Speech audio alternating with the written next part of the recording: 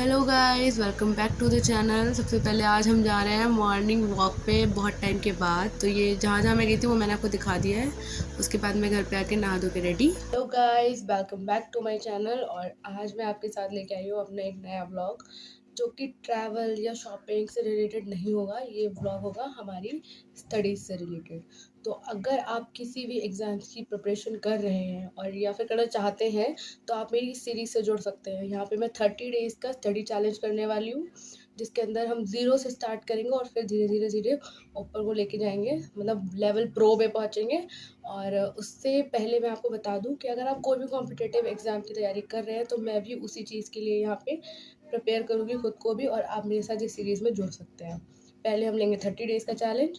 अगर आप सबके सपोर्ट से ये सीरीज़ अच्छी चलती है तो हम नेक्स्ट और बढ़ा के सीरीज़ को स्टार्ट करेंगे। तो आज है हमारा डे 1, और डे 1 में मैंने क्या किया है और मैं क्या करूँगी और आपने क्या करना है मैं आपको वो सब बताऊँगी। तो मैं आपको शुरू से अपना सारा शेड्यूल सिखा रही हूँ।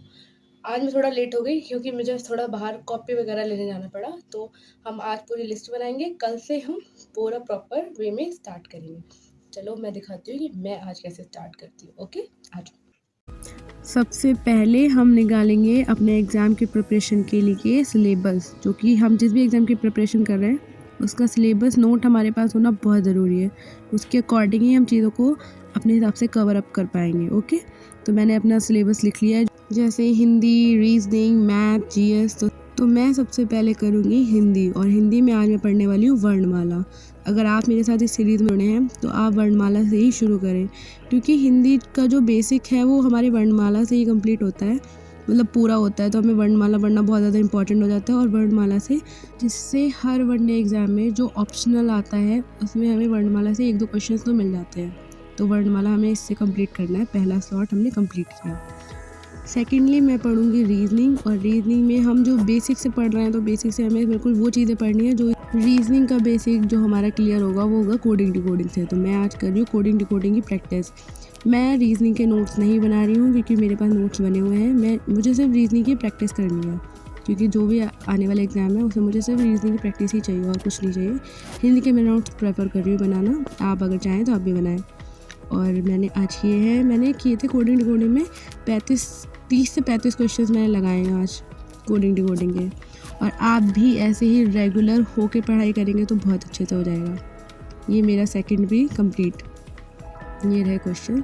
उसके बाद मैंने किया लंच के बाद मैं बैठ गई अपने थर्ड स्लॉट के लिए, जिसमें मैंने पढ़ी थी हिस्ट्री के मैं नोट्स बना रही हूँ। तो हिस्ट्री में मैंने बनाया है प्राचीन इतिहास से मैं नोट्स बना रही हूँ, क्योंकि मैं सीक्वेंस से लेके चलूँगी, पहले प्राचीन, फिर मध्य, फिर आधुनिक। आप भी इसी तरह से बनाएंगे तो समझ में ज़्यादा अच्छे से आता है। और अगर आप चाहते हैं कि मैं बताऊँ मैंने किससे पढ़ी है तो मैं वो भी बता देती हूँ। मैं नवीन सर से पढ़ रही हूँ हिस्ट्री, वो बहुत अच्छी पढ़ाते हैं। तो मैंने आज हिस्ट्री का 1 घंटे का वीडियो मैंने देख लिया है। बाकी हम रेगुलर करेंगे तो धीरे धीरे हमारा कवर अप हो जाएगा।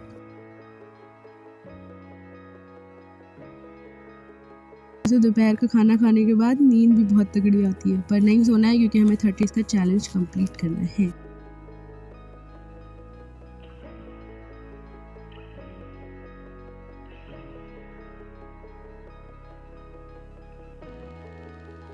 और इसी के साथ हमारा ये थर्ड भी कंप्लीट हुआ। बाद में बहुत ज़ोर से हवा चलने लगी थी, आंधी आ गई थी, तो मम्मी ने छत पे बुलाया था। और ये देखो स्टेशन जहाँ मैं सुबह टहलने गई थी। उसके बाद नीचे आके मैंने अपना 4th स्लॉट किया, जो था पॉलिटी, जो हर वनडे एग्ज़ाम में कहीं ना कहीं से किसी न किसी आर्टिकल से या कुछ भी पूछ लेता है, कहीं ना कहीं से तो आ ही जाती हूँ पॉलिटी। तो और मैं पॉलिटी की स्टूडेंट हूँ तो पॉलिटी तो पढ़ना बनता है। अब मैं पॉलिटी के नोट्स थोड़े बने हुए हैं मेरे, थोड़े मैं आगे बनाऊँगी। अगर आपने नहीं बनाया तो मैं राज व्यवस्था कर रही हूँ आज, तो आप भी राज व्यवस्था से ही शुरू करें।